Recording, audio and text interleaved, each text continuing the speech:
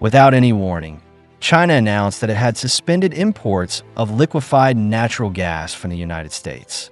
Beijing responded by saying that this was a counterattack against the United States' 10% tariff on Chinese goods in February. Subsequently, Chinese buyers turned around LNG ships that were originally scheduled to sail to East Asia and sold them to Europe instead, thus directly avoiding tariffs and grabbing market share. As a result, we saw a rather dramatic situation. US sanctions, China bears, and Europe benefits. By March 2025, an Australian energy giant announced that they had reached a cooperation agreement with a Chinese gas company and planned to supply about 600,000 tons of LNG to China each year from 2027, and this agreement will last for 15 years. Then an expert analyzed that the policies during the Trump era would greatly increase the risk of decoupling between the world's largest LNG buyers and sellers.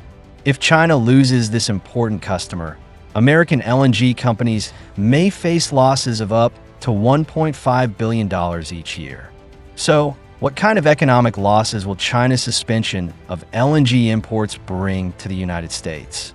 Why would China prefer to give this part of the market share to the United States' ally, Australia? If you like our video content, please click to subscribe to my YouTube channel so that you can receive all our latest video content. Now, let's get into today's topic.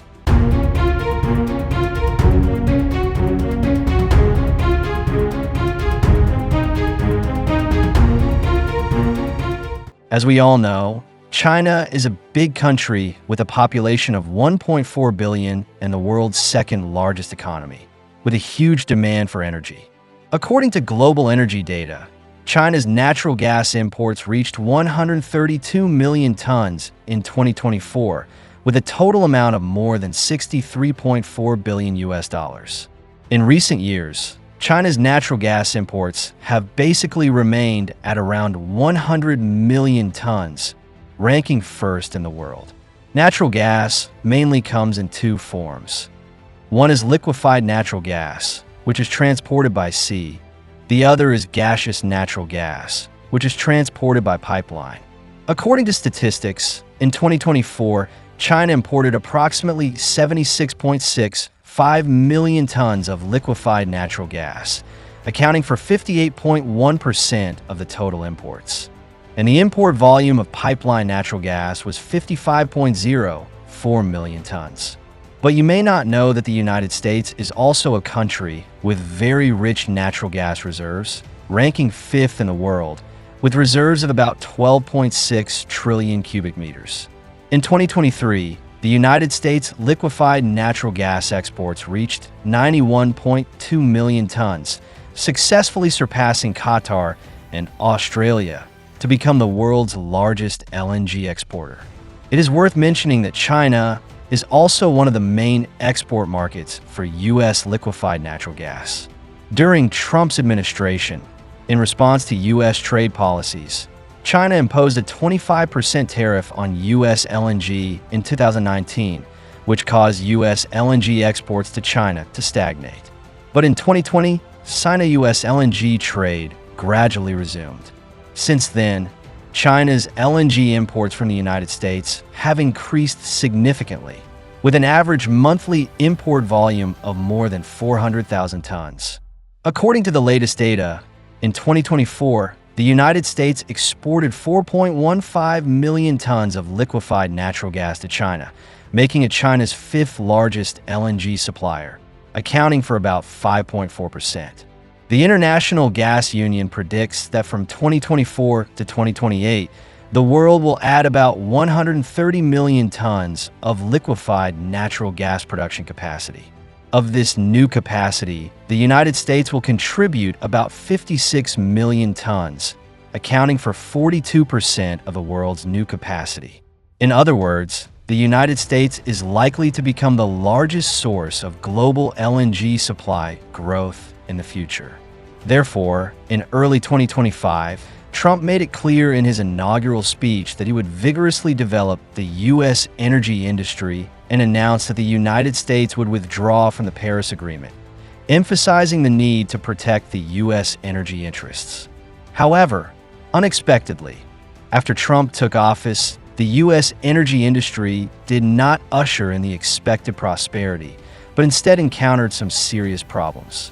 Recently, the United States lost all orders from China, its largest LNG export market. So what happened behind this? According to what I understand, this matter is actually closely related to a series of sanctions imposed on China by Trump after he took office. Since he took office, he has announced twice that he would impose a 10% tariff on Chinese goods, seemingly trying to repeat the model of the 2018 trade war and exert pressure by increasing taxes. However, after the United States announced the first tax increase, China immediately took countermeasures, one of which was to impose a 15% tariff on liquefied natural gas imported from the United States starting in February this year. This move directly caused the cost of exporting U.S. natural gas to China to surge by 23%. According to Chinese media reports, China has not imported LNG from the United States for more than 40 days, the longest suspension since June 2023.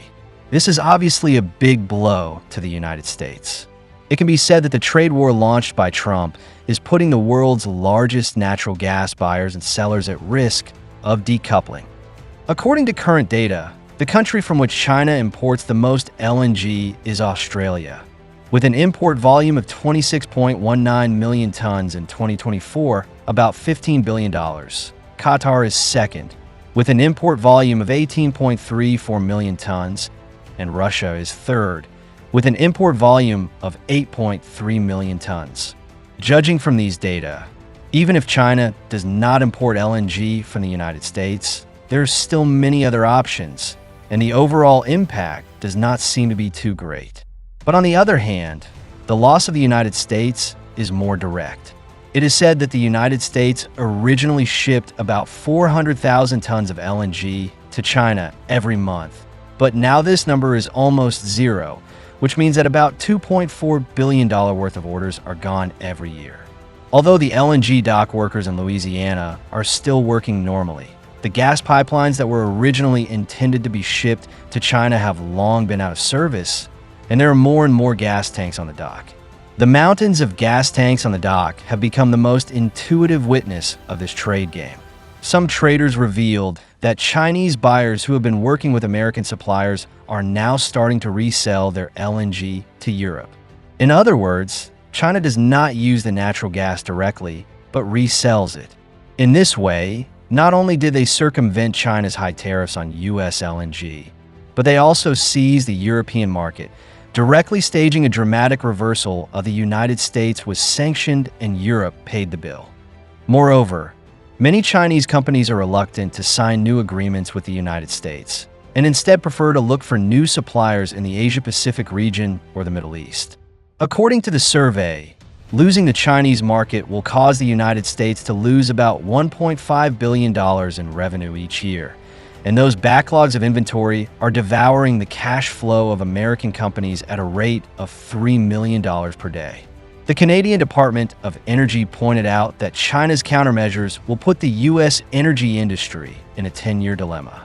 What's even more surprising is that just when the United States is still regretting this, a new news has recently come out. Australia has successfully filled the gap left by the United States in the Chinese market and successfully grabbed this part of the market share.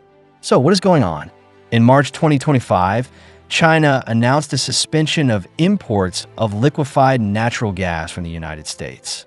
After that, Australia quickly began a frantic rush to grab orders. It is reported that Australian energy giant Woodside Energy has reached a cooperation agreement with China Resources Gas Company.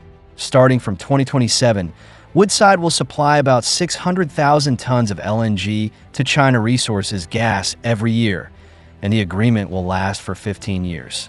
Woodside said that this is the first time they have signed a long-term sales agreement with a Chinese customer as an independent company. And it is also the first time that China Resources Gas has signed a 15-year LNG purchase contract. It is worth mentioning that the landed price of Australian LNG is 20% cheaper than that of the United States, and the transportation cycle is also shortened by 10 days. which makes Australia's natural gas have a clear competitive advantage in cost. However, you may be curious why China would give such a large share to Australia, an ally of the United States, without worrying that Australia would become a bargaining chip. In fact, although China's LNG imports from Australia account for 34% of the total, China's LNG import sources do not rely on a single channel. According to the survey, China's LNG import sources include 7 countries, including Australia, Qatar, Malaysia, Russia, Indonesia, the United States, and Papua New Guinea. It is worth noting that this agreement specifically stipulates that it will be implemented from 2027, which coincides with the full commissioning time of the China-Russia East Line natural gas pipeline. In addition to Australia, Russia and Central Asia will become an important source of natural gas imports for China, mainly transporting gaseous natural gas through pipelines. According to last year's data, China imported 25.43 million tons of gaseous natural gas from Turkmenistan, more than 22 million tons from Russia, 3.63 million tons from Kazakhstan, and 1.93 million tons from Uzbekistan. The price of gaseous natural gas in these countries is less than 50 cents per kilogram. According to China's Minister of Energy, after the Sino-Russian East Line natural gas pipeline is fully connected by the end of 2024, it will supply China with 38 billion cubic meters of natural gas per year at a price of 0.8 yuan per cubic meter, which is only 60% of the cost of US LNG. Spot LNG from Qatar and Malaysia is used to fill the short-term supply gap, while pipeline gas from Turkmenistan is also maintaining the Northwest Defense Line, thus forming a triple guarantee of Middle East spot plus Central Asian pipeline plus Russian gas storage. In addition, China is also actively increasing domestic natural gas production.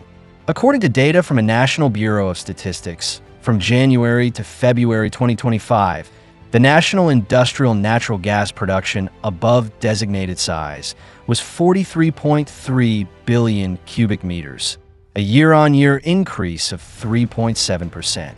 At the same time, coalbed methane and shale gas fields have been put into production one after another, and the domestic natural gas self-sufficiency rate has increased from 57% 5 years ago to 65%, gradually reducing the dependence on seaborne natural gas. This internal and external double repair strategy has caused the proportion of US LNG in China's total imports to drop sharply from 15% in 2020 to 5.4%. An industry insider described it as follows: even if all natural gas trade between China and the United States stops tomorrow, China's gas stoves can still be used normally. More importantly, the International Energy Agency predicts that by 2030, 35% of the global LNG trade growth will come from China. Today, China has long surpassed the role of a simple buyer. From the competition for pricing power to the formulation of receiving station construction standards, from the combination of new energy technologies to the support of green finance, a set of new energy rules defined by China is quietly taking shape. Therefore, it is almost impossible for the United States to try to use LNG as a bargaining chip in trade negotiations with China. To not miss out on our future projects and news updates, please make sure you subscribe to our channel and turn on notifications. We will continue to provide you with more exciting and interesting content.